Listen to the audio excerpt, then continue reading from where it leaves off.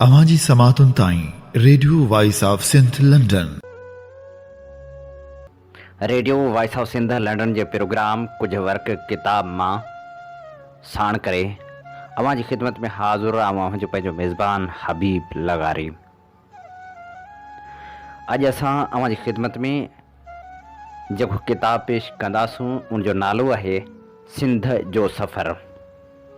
इहो किताब लुत्फ़ुल्लाह जो लिखियलु आहे, जंहिंजो तर्जुमो कयो आहे कादर बख़्श निज़ामाणी। जी हा, अॼु असीं किताब सिंध जो सफ़र जो पहिरियों हिसो अवां जी ख़िदमत में पेश करियूं था। सभ खां पहिरियां पेश कंदासूं पेश लफ़्ज़ जेके लिखिया आहिनि कादर बख़्श निज़ामाणी। हिननि सुफ़नि जो मुसनिफ़ हिकु हिंदुस्तानी मुस्लमान आहे। हिंद जे नवनि फ़ातहनि अंग्रेज़नि पंहिंजे मफ़तूह क़ौम खे वधीक चङी तरह सम्झी सघण लाइ उन वक़्त जी सरकारी ॿोली फ़ारसी सिखण जी ज़रूरत महसूसु कई। उन ख़्याल खां हू पंहिंजे अवाइली इक़्तिदार जे दौर में फ़ारसी ते घणो ध्यानु ॾेई रहिया हुआ। हीउ उहो ज़मानो हो जॾहिं हिंदुस्तान में काफ़ी फ़तूहात हासिल करण खां पोइ उन्हनि खे पुख़्ते करण जे ख़्याल खां अंग्रेज़नि जे दिलि में अफ़गानिस्तान फ़तह करण जो सौदाव समाजी चुको हो ऐं उतां जी पिणु सरकारी ज़ुबान फ़ारसी हुई। मालो यानी गुजरात जो बाशिंदो लुत्फ़ुल्लाह, जंहिंजी ख़ुदनोश्त सवानिह जा कुझु सुफ़ा हिते पेश कया विया आहिनि, सो उन ज़माने में गुजरात में रहियल अंग्रेज़ अमलदारनि खे फ़ारसी पढ़ाईंदो हो। मालवा जी इल्मी ज़ौक़ रखंदड़ ख़ानदान जे हिन फ़र्द खे फ़ारसी ज़ुबान ऐं उन वक़्त जी आम तालीमात में चङी दस्तरस हुई। नवंबर 1838 में हिकु अंग्रेज़ अमलदार कप्तान ईस्टविक खे सिंध में अंग्रेज़ी रेजिडेंट कर्नल सर पाटिंजर जो असिस्टेंट मुक़ररु कयो वियो। कैप्टन ईस्टविक लुत्फ़ुल्लाह खे गॾु सिंध हलण जी आछ कई, जेका हुन क़बूल कई। ईस्टविक खेसि पंहिंजो मुंशी ऐं फ़ारसी जो उस्ताद मुक़ररु करे पाण सां गॾु सिंध में वठी आयो। लुत्फ़ुल्लाह सिंध में पंहिंजी आमद ऐं हिते पंहिंजे क़याम वारे ज़माने जा तासिरात पंहिंजे हिकु ख़ुदनोश्त सवानिह में कलमबंद कया, जा पोइ कैप्टन ईस्टविक ठाहे ठोके अंग्रेज़ी ज़ुबान में ऑटोबायोग्राफी ऑफ लुत्फ़ुल्लाह जे नाले सां शाया कराई। हिन तसनीफ़ जा मुसनिफ़ जे सिंध में क़याम वारे अरसे सां तालुक़ रखंदड़ सुफ़ा सिंधी ॿोली में तर्जुमे जी सूरत में पेश कजनि था। मूंखे उमेदु आहे त हीअ औराक असांजे वतन जी तारीख़ जे चंद पहलुअनि ते कारआमद रोशनी विझी सिंध वासियुनि खे माज़ी जे चंद हालात ऐं वाक़िआत खां वाक़ुफ़ु करण जो मौक़ो ॾींदा, जीअं हूअ उन्हनि मां पंहिंजे आईंदे लाइ मुफ़ीद नतीजा कढी फ़ाइदेमंद सबक़ हासिल करे सघनि। आख़िर में आऊं मोहतरम पीर हसामुद्दीन शाह राशिदी जी शुक्रादाई करणु ज़रूरी थो सम्झां, जंहिं साहिब जी हौसला अफ़ज़ाई मूंखे हीउ तर्जुमो हथ में खणण लाइ आमादा कयो ऐं जंहिं साहिब तर्जुमे थियण बाद उनखे नज़र मां कढी बंदे खे पंहिंजे मुफ़ीद मशवरनि सां नवाज़ियो। साॻे वक़्तु आऊं मोहतरम मौलाना ग़ुलाम मुस्तफ़ा क़ासिमी साहिब जो पिणु ममनून आहियां, जंहिं साहिब हिन तर्जुमे खे नज़र मां कढी उनखे बहितर बणाइण में मुंहिंजी मदद कई। उनखां सवाइ मोहतरम मोहम्मद इब्राहिम जोए ऐं डॉक्टर साहिब UM दाऊद पोटे साहिब जी पिणु शुक्र अदाई करणु ज़रूरी थो सम्झां, जिन साहिबनि लुत्फ़ुल्लाह जो असल अंग्रेज़ी किताब दस्तियाब करे ॾियण ऐं ॿी तरह हौसला अफ़ज़ाई करण सां मुंहिंजी मदद कई आहे। ऐं हाणे किताब जी शुरूआति कयूं था। सिंध जो सफ़र। लुत्फ़ुल्लाह लिखे थो, सिंध ॾांहुं 1 दिसंबर 1838 जी आधी राति जो असांजे जहाज़नि जो आरमाड़ सिंध ॾांहुं रवानो थी वियो। उन्हनि जहाज़नि में अंग्रेज़ फ़ौज जी हिकु रेजिमेंट सवार हुई। 3 तारीख़ सुबुह जो असीं घोड़े खे छर वारे वारियासीं ॿेट वटां अची मटियासूं। एतिरे में शाही सामुंडी जानवरनि शार्क्स जी हिकिड़ी जोड़ी समुंड जी मथाछरीअ ते निकिरी आई। मंझाइन हर हिकु हाथी जेॾो थिए लॻो। हीउ जानवर असांजे निढड़े जहाज़ खे वेझा थिया ऐं ॾिसण में थिए आयो त हू पाण में रांदियूं करे रहिया हुआ। कंहिं महिल हिकिड़ो लेटी थिए पियो त ॿियो मथसि चढ़ी थिए वियो, त कंहिं महिल वरी हिकिड़ो ॿिए जे पुठियां थिए डोड़ियो। त कंहिं वक़्तु वरी असांजे जहाज़ जे हेठियां पे लंघिया त कॾहिं उनखे पासनि खां पे फेरा ॾिनाऊं। संदन उन्हनि घुतनि त असांजे निंढड़े जहाज़ खे लोॾे पे छॾियो। हिननि जानवरनि जे उन्हनि हरकतनि असांखे परेशानी में विझी छॾियो हो। असांजे जहाज़ जे टुंडेल खे हुननि ते जोश आयो ऐं हुन मूंखे ख़िताब कंदे चयो, ही जानवर बैज़ी जहाज़नि लाइ ख़तरनाक साबित थियनि था। ताहम डप करण जो को बि सबबु कोन्हे। ही जेॾा वॾा आहिनि एॾा ई डिॼणा अथव। मां इजो हिननि जो इलाजु थो करियां।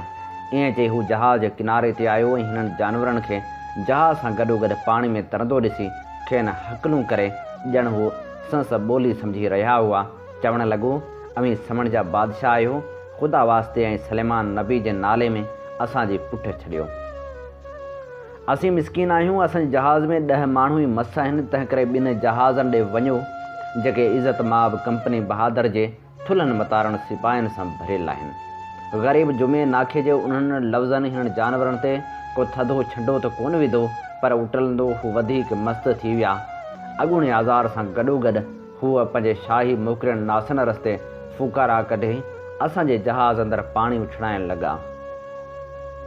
तंहिंखां सवाइ जहाज़ जे चौधारी संदन लिक लिकोटी रांदि पिणु नए ज़ोर शोर सां हलणु लॻी।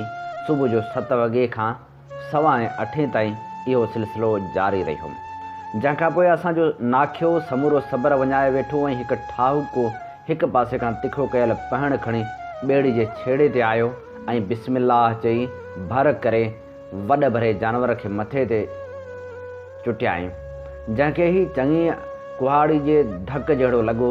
हुन इनाम मिलण ते उहो जानवर पंहिंजे साथी समेत पाणी में ग़ाइबु थी वियो ऐं असां सभिनी गॾिजी धणी जा शुक्राना मञिया, जंहिं असांखे ज़रे तां हिन मुसीबत खां बचाए वरितो। मूंखे ॾाढो अफ़सोस थी रहियो हो जो मां पंहिंजी बंदूक साण कान आंदी हुई। घोड़े खे छर हाणे फ़क़्तु हिकु वॾो वारियासो किनारो आहे। 20 साल अॻे हिते घोड़ीअ बंदर नाले हिकु बंदर हो जो हाणे सामुंडी लहरनि हेठां अची चुको आहे। उन वारियासे किनारे वटि पहुचण ते जुमे मूंखे पाणी चखे ॾिसण लाइ चयो ऐं मुंहिंजी हैरत जे का इंतिहा न रही जॾहिं ॾिठमि त असांजे जहाज़ जे हिकिड़े पासे ताज़ो मिठो पाणी त ॿिए पासे खां सफ़ा खारो पाणी वही रहियो हो।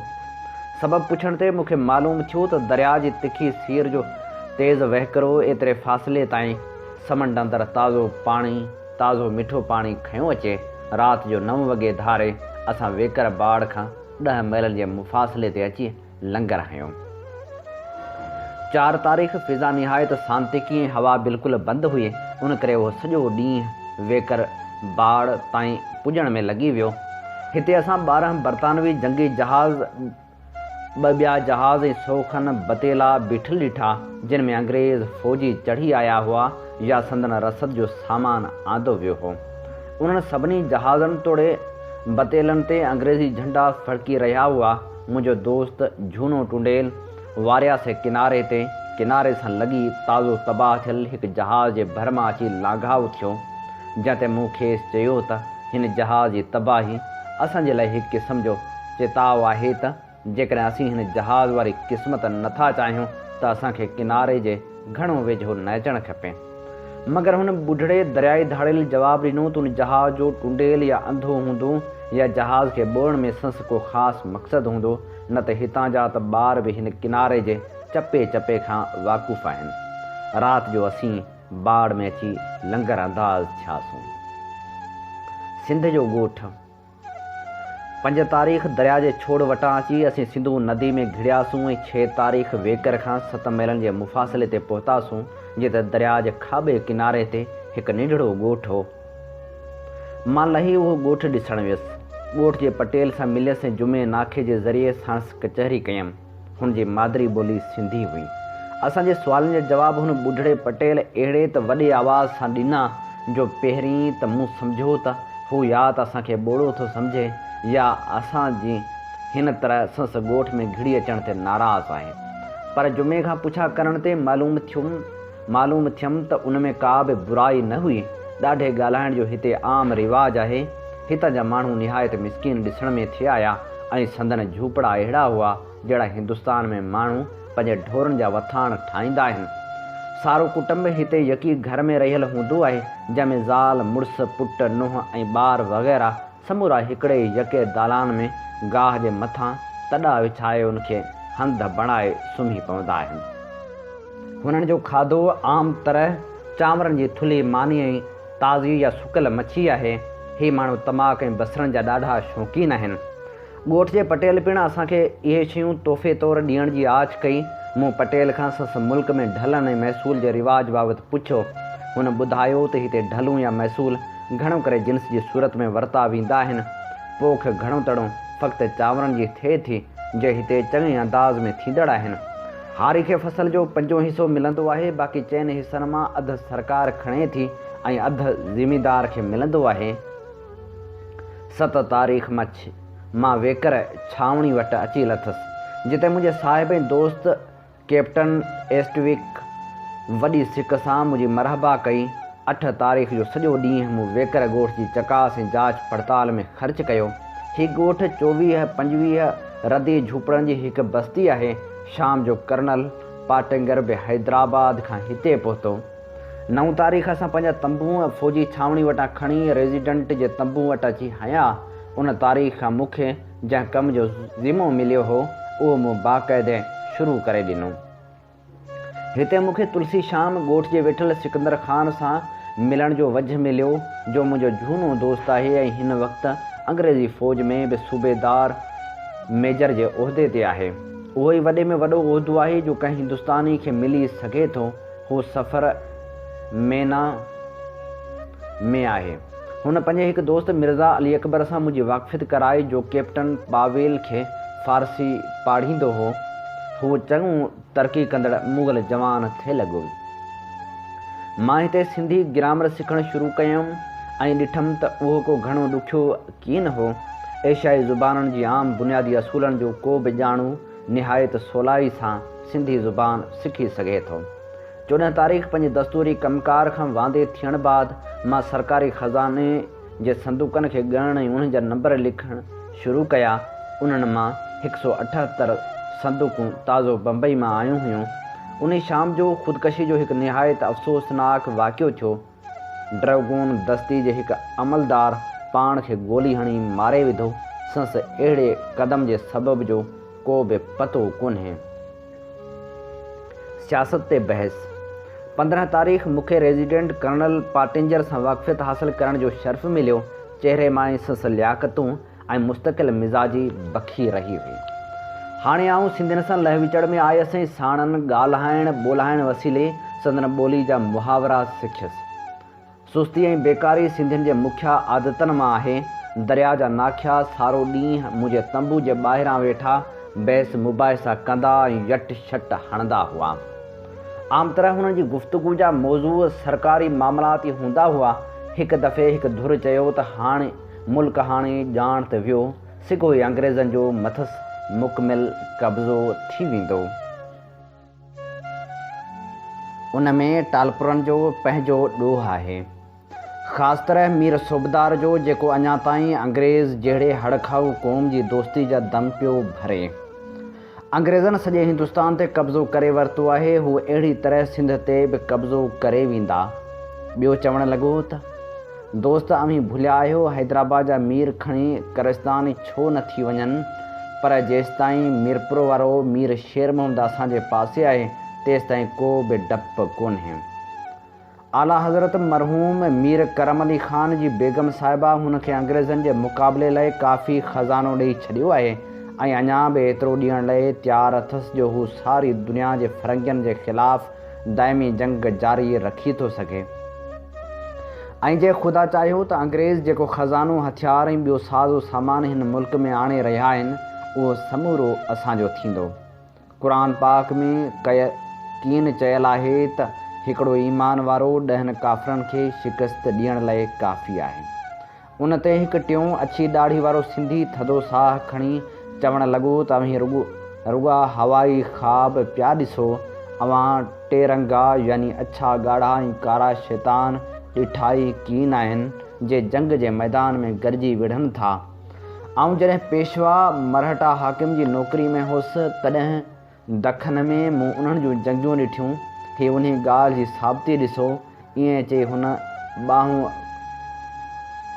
ॿाहूं खुंजे पंहिंजे ॿाह में लॻल गोली जो निशान वेठड़नि खे ॾेखारियो ऐं चवणु लॻो, बराबरि मुड़ुस जो मटु आहे ऐं बाज़ी जवान त ॿिनि टिनि खे बि मुंहुं ॾेई था सघनि, पर बशर्तिया के तलवार जो तलवार सां मुक़ाबिलो हुजे।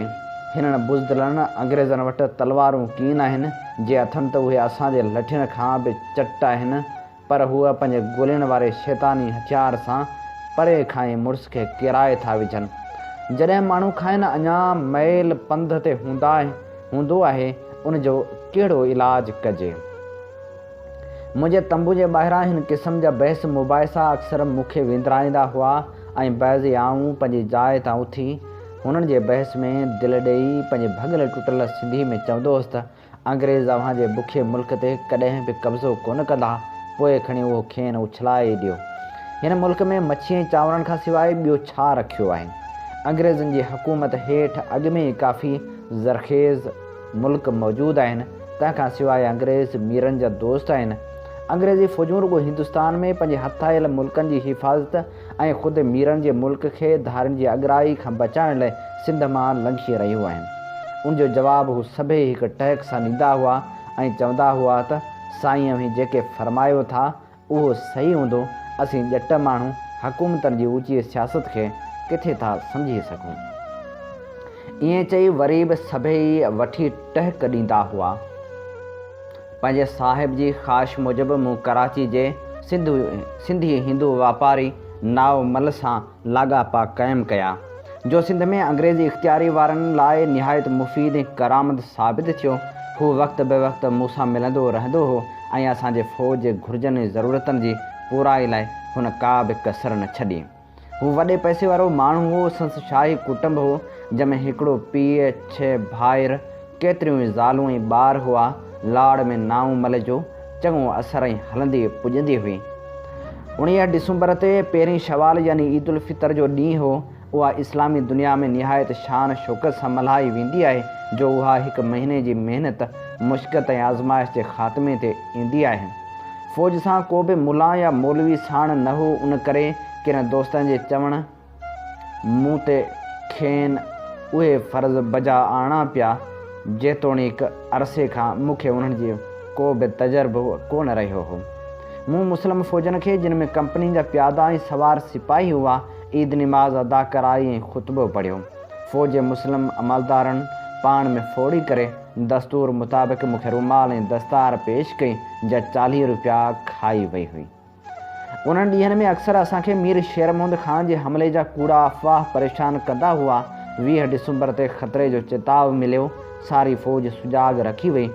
मुखिया अमलदार वारे ते पहिरो ॾींदा रहिया। मुंहिंजो ख़्यालु आहे त हिन मुल्क जा कुकड़ गैर मामूली तरह मज़हबी आहिनि, जो सुबुह ऐं पोयाड़ी जे वक़्तु वारनि दस्तूरी ॿांगनि खां सवाइ राति जो बि हू 2 कलाक वधीक ॿांगनि ॾियण में सर्फ़ कंदा आहिनि। ही ॿांगूं हू राति जो 8 वॻे शुरू करे 10 वॻे ख़तमु कंदा आहिनि। हिंदुस्तान ऐं ईरान में कुकड़नि जे बेवक़्तो ॿांगनि ॾियण खे ख़राबु ओञाण या बद सवण सम्झो वेंदो आहे, ऐं उन क़िस्म जी हरकत अक्सर वेचारी कुकड़ जी हयाती वञाइण जो बाइस थींदी आहे, पर ही सिंधी उन जी का परवाह कान था कनि। घोड़ाबारी जो ॻोठु ॾिसणु वियसि, जो हितां मैल पंध ते आहे। ही हिकु वॾो ॻोठु करे सम्झो वञे थो। मंझंदि सौखनि रदीअ झूपड़ा आहिनि। सियारे जी हिन मौसम में हिन टुकर में दरिया फ़क़्ति 1.5 पुरह मस ऊनो आहे ऐं संसि वेकर बि आम तरह 250 खनि वालनि खां मथे न आहे। हितां जी ज़मीन जी नोयत मूजिबि पाणी मिटी वारो आहे ऐं मंझंदि रेती गॾु आहे। 23 तारीख़ असांखे इहो ॿुधी ख़ुशी थी त असांखे मंज़िल कोच करण जो हुकम मिली वियो आहे ऐं सुभाणे असांजी ठठे ॾांहुं मुसाफ़िरी शुरू थींदी। पंहिंजो सामान सड़ो असां फ़ौज जी मॾे सां गॾु रवानो करे छॾियो। ॿिए ॾींहुं असीं पंहिंजा तंबू पटे घोड़े ते चढ़ण वारा हुआसीं त मुंहिंजे साहिब खे रेज़िडेंट वटां हुकम पहुता त हू फ़िलहालु जिते आहे उते ई तरसे, जेसिताईं ॿार खंडड़ उठण जो वधीक बंदोबस्तु थी सघे, जो उन्हनि जी तलब वधी रही हुई। 24 डिसंबर जो सॼो ॾींहुं उथण लाइ बंदोबस्तु करण में लॻी वियो, पर कुझु कम ॿिए ॾींहुं बि करिणो हो। ऐं उन राति कैप्टन एस्टविक सां संस तंबू में सुम्हियसि। राति जो ॾाढो सीउ पियो। अहिड़ी थधि हिंदुस्तान में मूं अॻु किथे बि महसूसु न कई हुई। हींअर असां ॾाढी अकेलाई पे महसूसु कई जो हिकु ॾींहुं अॻु असीं 10,000 माण्हुनि जी शाही फ़ौज जे विच में हुआसीं ऐं अॼु असां सां फ़क़्ति 2 पटेवाला ऐं 2 सिंधी सुई साण गॾु हुआ। असांखे पंहिंजनि उन्हनि चइनि नौकरनि ते ॾाढो रहम पिए आयो जे सीउ में ॾकी रहिया हुआ। असांखे हिन चयो त हू बि असांजे तंबू में अची सुम्हनि, पर हुननि उनखे बेअदबी सम्झी ईअं करण खां इनकार कयो ऐं सारी राति तंबू ॿाहिरां कनात वटि पिया हुआ। उहो सारो ॾींहुं कमु करण खां पोइ असां वटि न की खाधे लाइ कुझु हो, न पचाइण वारो नौकर हो जो असांखे पंहिंजी बुख जी बाहि उझाइण में मदद करे सघे। ख़ुशकिस्मती सां मूंखे कुझु कतल हथ अची वई। कुझु पैसा ॾेई चांवरनि जी सिंधीअ ॾोढे जो अधु वठी आयसि, जंहिंसां असां पंहिंजो पेट भरियो। मूं ऐं एस्टविक साहिब ॾाढे शौक़ सां कतल सां मानी खाधी। मूंखे त अहिड़ो मज़ो आयो जहिड़ो मूंखे वरी लंडन जे मेवाट होटल जे खाधनि में मिलियो। कैप्टन एस्टविक ईसाई दस्तूर मूजिबि मानी खाइण खां पोइ ख़ुदा जा शुक्राना मञा जो असांजे ऐबनि खे नज़रअंदाज़ करे हमेशह असांजूं घुर्जूं पूरियूं कंदो रहे थो। उनखां पोइ मूं पंहिंजे रफ़ीक जी आज़माइश वठण लाइ खेसि चयो त असांखे ख़ुदा जा शुक्राना न मञणु खपनि।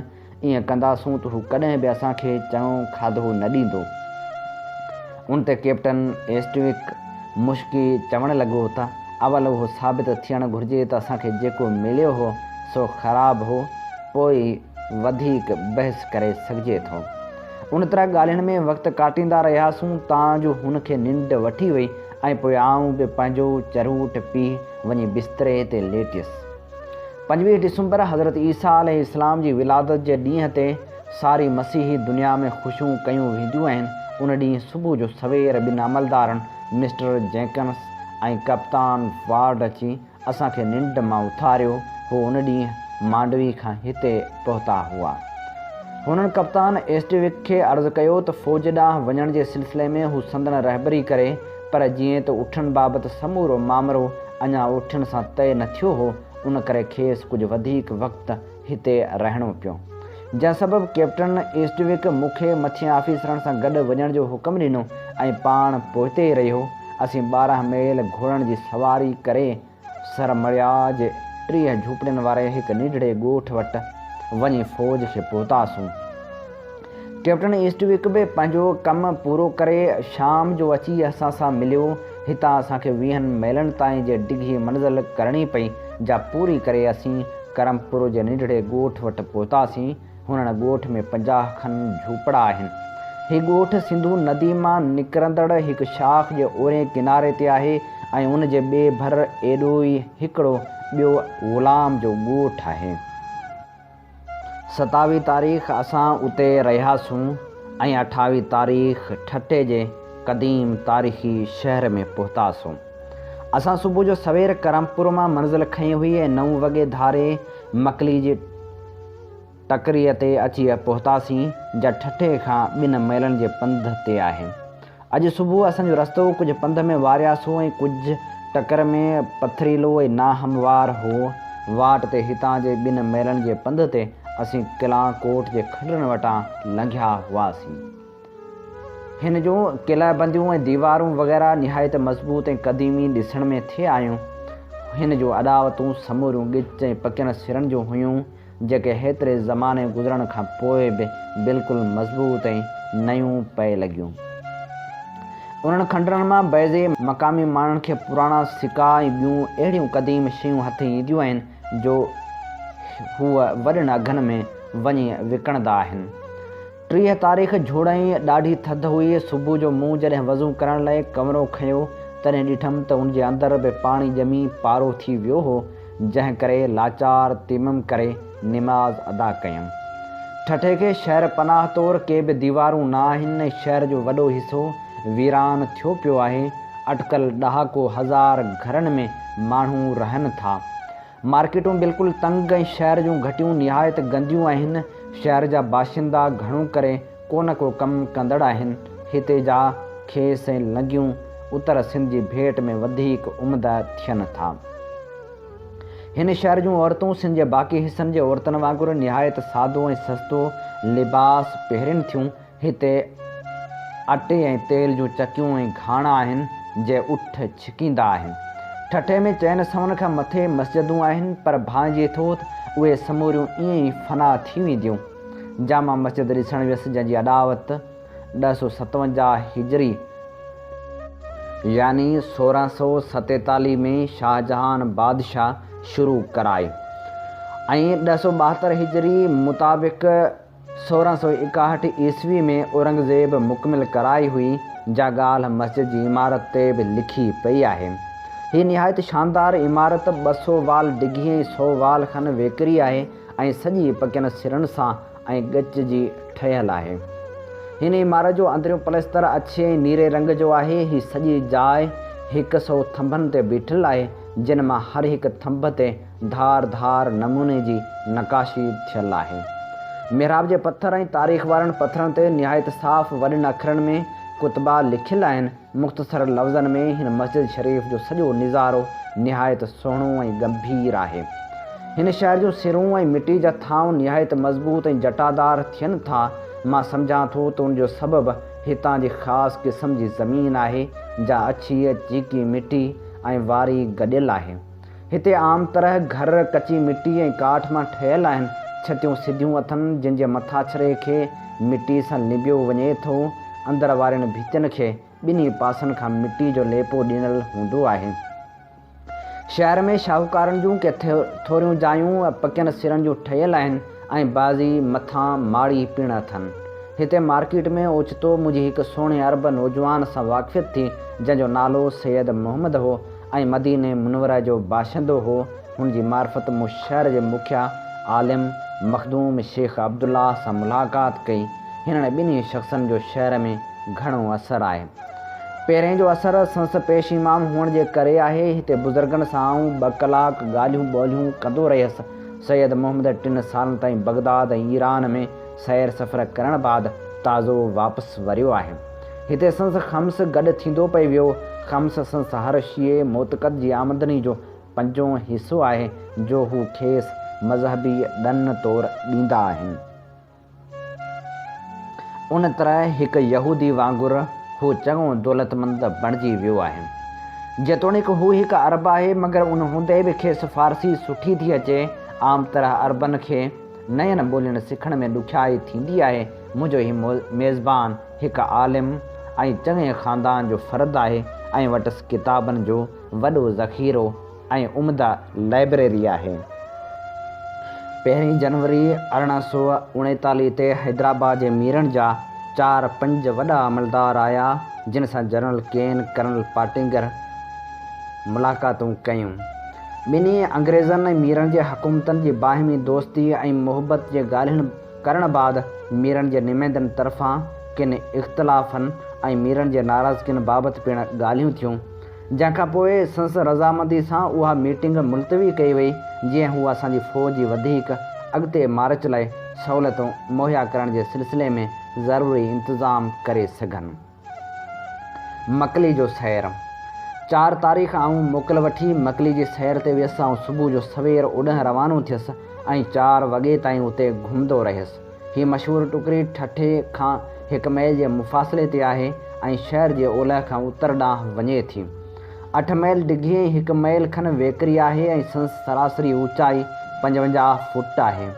चयो वञे थो त हिन टुकड़ीअ ते इहो नालो उते रहंदड़ हिकु मुहाणी औरत तां पियो आहे, जंहिंजो कंहिं ज़माने में उते मच्छनि ऐं पलनि जो कारोबार हूंदो हो। हिन मुख़्तसर टकरीअ ते 500 खनि कुबनि वारियूं ऐं बेशुमार अहिड़ियूं क़बरूं आहिनि, जिन ते का बि छत कान आहे। हीउ ॼण हिकु तमामु वॾी आबादी वारो शहर ख़ामोशा आहे। मूंखे फ़क़्ति हेठियुनि वॾियुनि जायुनि खे चङी तरह ॾिसण जो वक़्तु मिली सघियो।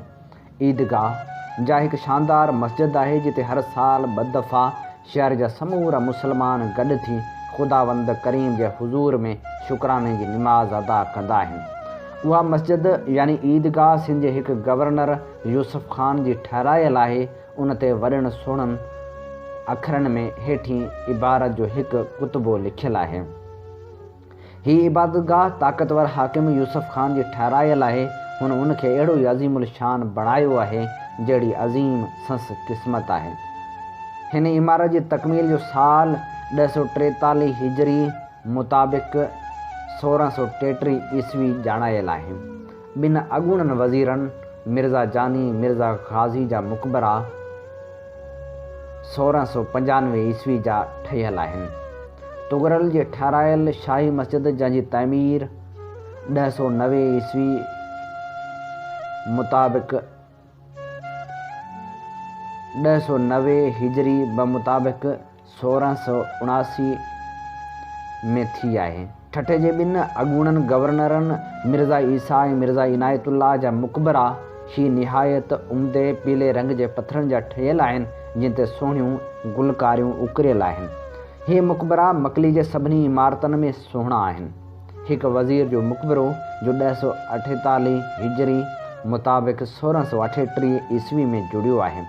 हिकु नवाब जो मक़बरो जो 966 हिजरी मुताबिक़ 1558 ईस्वी में जुड़ियो आहे। काज़ी पीर असद जो मक़बरो जो 9 फुट डिघो आहे। उन जी तइमीर जो सन पहण में नथो अचे। बगदाद वारे बुज़ुर्ग सैयद पीरान पीर हज़रत अब्दुल कादर जीलानी जे फ़र्ज़ंद सैयद अब्दुल्लाह जो मक़बरो बि आहे। मीरान मोहम्मद जो मक़बरो जो 959 हिजरी यानी 1649 ईस्वी में जुड़ी रास थियो।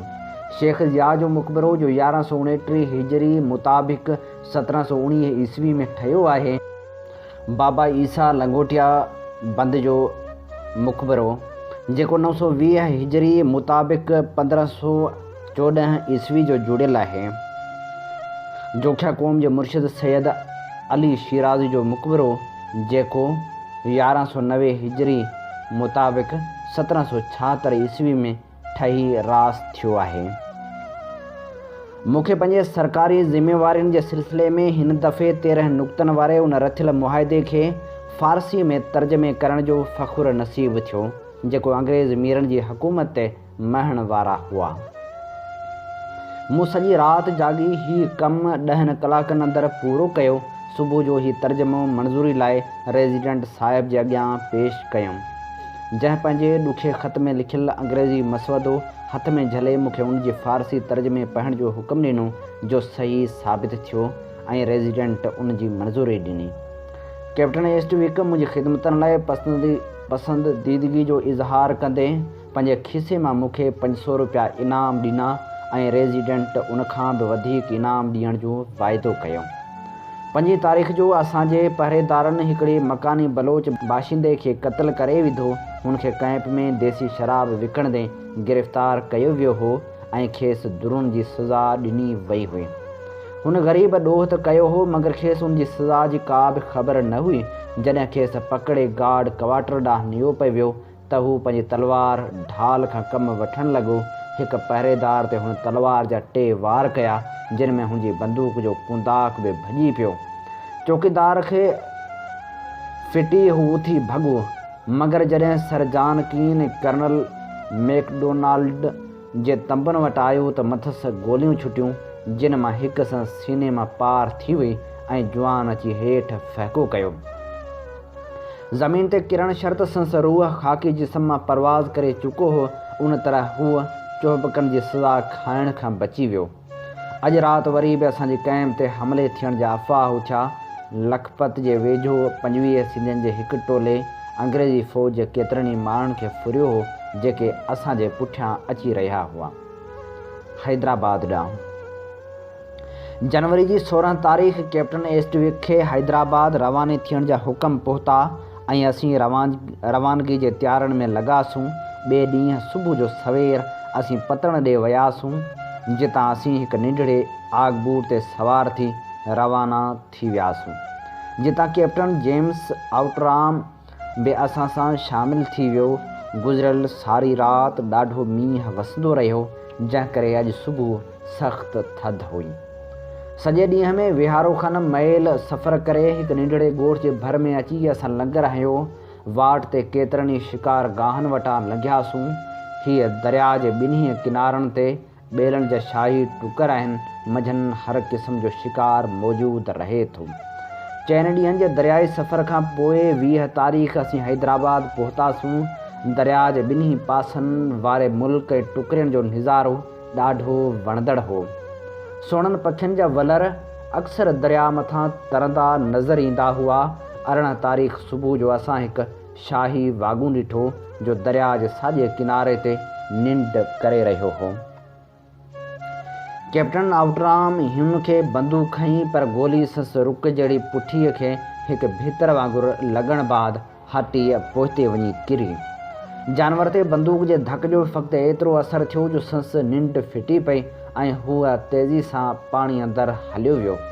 हिकु नौजवान अमीरज़ादो दोस्त अली ख़ान वल्द ख़ैरुल्ला ख़ान जेको मीरनि जो क़रीबी अज़ीज़ हो सो असांजे इस्तक़बाल लाइ आयल हो। लंबी ख़ुशि ख़ैर आफ़ियत करण खां पोइ हुन असां खां मोकिलायो ऐं असीं रेज़िडेंसी में लथासीं।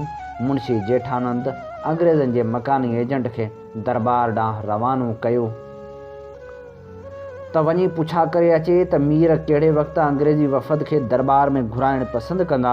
हुन मोटी अची ॿुधायो त उन ॾींहुं मीरनि सां मुलाक़ात न थी सघंदी छो त उहो हुननि जी संवारत या वारनि खे हजम खां दुरुस्त कराइण जो ॾींहुं हो। हफ़्ते में 2 दफ़ा हू संवारत कराईंदा हुआ। 22 जनवरी ते सभिनी खां अॻु में मीर सूबेदार ख़ान पंहिंजे सभ खां भरवसे वारे माण्हू पीर बदरुद्दीन खे असां ॾे मोकिलियो जंहिं मीर साहिब वटां मग़फ़ी पैगाम आंदो त हू अंग्रेज़नि जो हमेशह दिली दोस्त रहियो आहे ऐं दाइमा वफ़ादार रहंदो। तंहिं करे खेसि संस सोटनि जे कारवायुनि लाइ जवाबदार न ठहिरायो वञे। हुन वधीक तक़ाज़ा कई त कैप्टन एस्टविक साणुसि मुलाक़ात खां अॻु खेसि अहिड़ी ख़ातिरी ॾिए। उन ते कैप्टन एस्टविक मूंखे पीर बदरुद्दीन सां गॾे मोकिलियो त जीअं हिज़ हाईनेस खे वञी घुर्बल ख़ातिरी ॾियां। सिंध जो तख़्तगाह 3 मैल खन पंध करे असीं हैदराबाद जे क़िले जे वेझो पहुतासीं जंहिंजे बारे में आउं अॻे ई घणो कुझु ॿुधाए चुको हुअसि। वेझो अचण ते मूंखे उन में का बि ख़ासि ॻाल्हि नज़र कान आई। हीउ हिकु 5 कुंडो क़िलो आहे जो हिकु टुकर मथां पकियल सिरनि ॻिच सां जोड़ियो वियो आहे। आम क़िलनि जे दस्तूर मूजिबि हिन जी चौधारी का बि खाई खोटियल कान आहे। हुन में मीरनि जा कुटुंब संस वेझा अज़ीज़ ऐं ॿिया ख़ासि माण्हू रहनि था। शहर विचां लंघंदे बलोचनि जूं केतिरियूं टोलियूं पंहिंजे चिलमनि ऐं गांजनि जे सुल्फ़िन सां रस्ते ते वेठल नज़र आयूं। हुननि मूंखे घोरे पे निहारियो ऐं के पंहिंजी ॿोलीअ में मूंखे बदशद पिणु ॻाल्हाए रहिया हुआ। मूं पंहिंजे दोस्त बदरुद्दीन खे मुखातिब थी चयो त हिन लाइ अव्हीं छा था चओ? छा अव्हां जे मुल्क में परदेसियुनि सां अहिड़ो सलूक कयो वेंदो आहे? हुन वराणियो, अव्हांखे ख़बर नाहे त सराही मां उहो ई निकिरंदो आहे जेके मंझंदि हूंदो आहे। ही झंगली ॻोठाणा सिपाही आहिनि। हिननि खे फ़िरंगियुनि लाइ धिकार आहे ऐं अव्हां खे बि फ़िरंगियुनि जो माण्हू सम्झी बके रहिया आहिनि। तंहिं करे हिननि जी बकवास जो को बि ख़्यालु न करियो। ख़ुदि रेज़िडेंट साहिब पाण बि हिननि जी बकवास ते को ध्यानु कोन ॾींदो आहे। मां पंहिंजे दोस्त जी सलाह ते अमल करण खे सियाणप वारी ॻाल्हि सम्झी ईअं ई कयो। असीं जल्दी मीर सूबेदार ख़ान जे महल में पहुतासीं ऐं मूंखे मीर साहिब अॻियां पेश कयो वियो। हू पंहिंजे 10 वरनि जे सुहिणे पुटु फ़तह अली सां गॾु गादेली ते वेठो हो।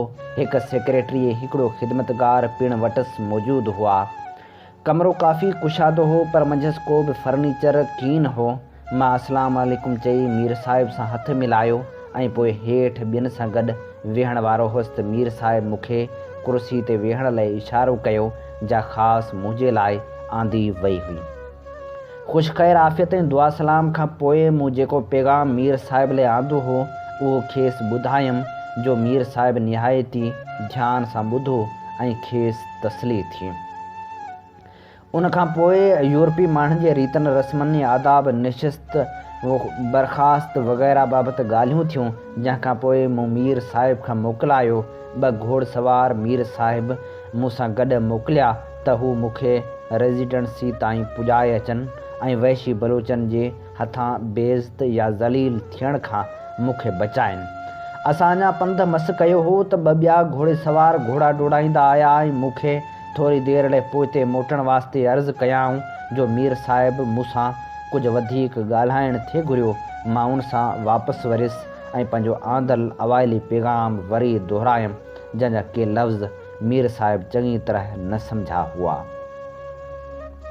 दरबार में पोइ मां मोकिलाए पंहिंजे ॿिनि घोड़े सवार निगहबान समेत कैंप ॾांहुं मोटी रहियो हुउसि त रस्ते में कैप्टन एस्टविक खे कैप्टन आउटराम ऐं लेकी सां गॾु हैदराबाद ॾांहुं ईंदे ॾिठमि। जे टिनि हुकुमराननि मीरनि जी दरबार ॾांहुं वञी रहिया हुआ, जीअं त मुंहिंजो बि साणुसि गॾु रहणु ज़रूरी हो, उन करे मूंखे साणनि गॾु पोइते मोटण लाइ चयो वियो ऐं मां साणनि गॾु वापसि हैदराबाद रवानो थियुसि।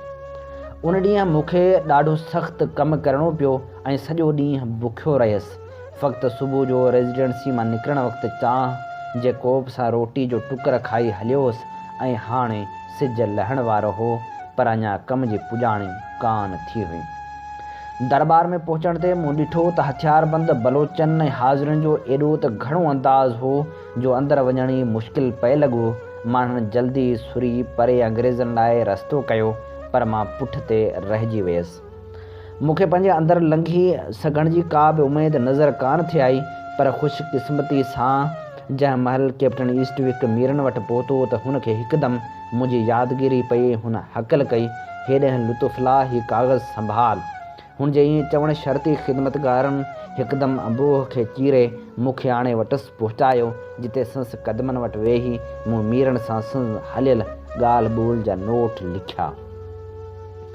चइनि यारनि वारे शाही संदल ते, जंहिंजे मथां हिकु सादो ईरानी कालीन विछायल हो, टे मीर हुकुमरान नूर मोहम्मद ख़ान, नसीर ख़ान, मीर मोहम्मद ख़ान ऐं नौजवान मीर शहजाद ख़ान वेठा हुआ। भर में तलवारूं ऐं ढालूं पियूं हुयूं। उहे संदन तख़्त हो। अंग्रेज़ी निमाइंदो ऐं संस साथी कुर्सियुनि ते वेठा, जेके ख़ासि हुननि लाइ आंदियूं वियूं हुयूं, पर दरबार मंझि दाख़िल थियण ते खेनि पंहिंजा बूट लाहिणा पिया हुआ।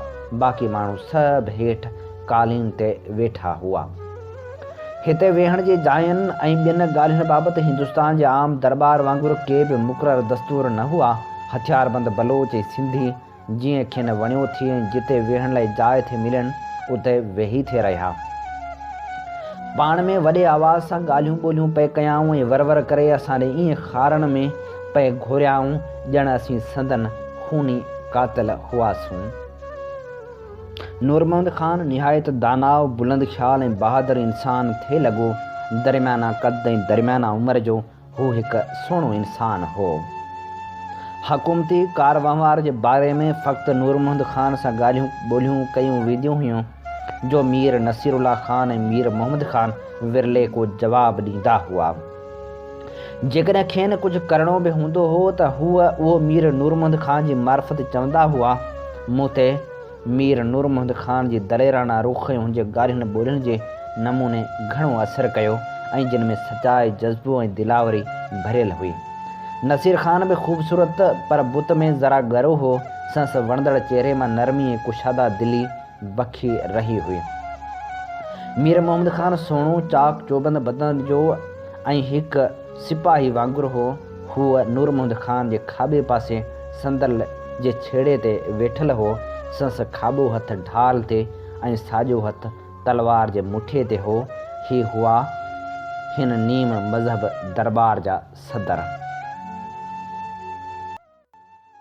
इन्ही ते ई प्रोग्राम कुझु वर्क किताब मां जो वक़्तु पंहिंजी पुॼाणी ते पहुतो।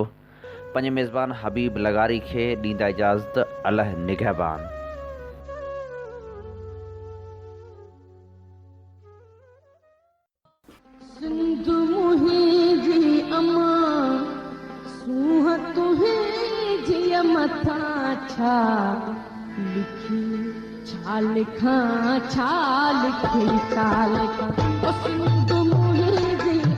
दुनिया जा सिंधियो हिकु मुठ थी सिंध बचायो।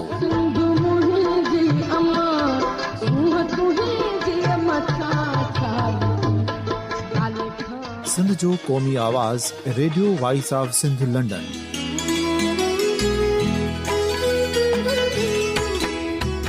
Radio voice of Sindh London पंहिंजी नशरियात में सिंध जी सियासत, समाज, इक़्तिसादियात, तारीख़, क़ौमी उमंगुनि ऐं अख़लाक़ियात मुतलिक़ सिंध जी हक़ीक़ी तर्जमानी कंदे प्रोग्रामनि खे असराइतो बणाइण लाइ सिंध जे घण घुरनि ऐं धरतीअ सां प्यार कंदड़ अदीबनि, दानिशवरनि, सहाफ़ियुनि, उस्तादनि, वकीलनि ऐं हर तबिके जे मानवारनि सजणनि खे सिंध में शऊरी इनकलाब लाइ सहकार जो सॾु ॾियूं था।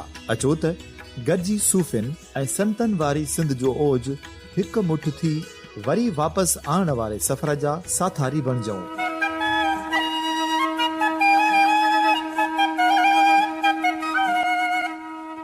हिकु नए सुबुह जी शुरूआत जो पड़ाॾो घर घर, ॻोठ ॻोठ ऐं शहर शहर ताईं पहुचायो। शाल सिंध आबाद ऐं ख़ुशहाल थिए, सिंधी माण्हू सुखियो ऐं सताबो थिए।